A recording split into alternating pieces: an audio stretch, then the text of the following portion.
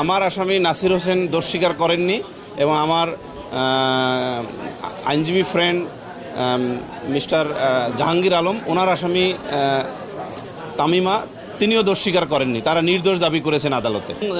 জবানবন্দি এবং জেরা উভয় মিলে আনডিসপিউটেড ফ্যাক্ট নির্ধারণ করে ইনক্রিমিনেটিং এভিডেন্স পরে শোনানো উচিত এবং পরে শোনাতে হয়, এটাই আইনের বিধান।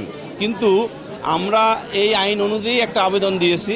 আমরা যেহেতু দেখলাম যে শুধুমাত্র জবানবন্দি পরে 342 করা হয়েছে, আপাত দৃষ্টিতে সেটা মনে হয়েছে, জাবেদা কপি পাওয়ার পর সেটা সিদ্ধান্ত নিয়ে ওই 342 বা আসামি পরীক্ষার যে শুধুমাত্র জবানবন্দি অনুসারে করা হয়েছে সেই বিষয়ে পরবর্তী পদক্ষেপ নেব আইন অনুযায়ী।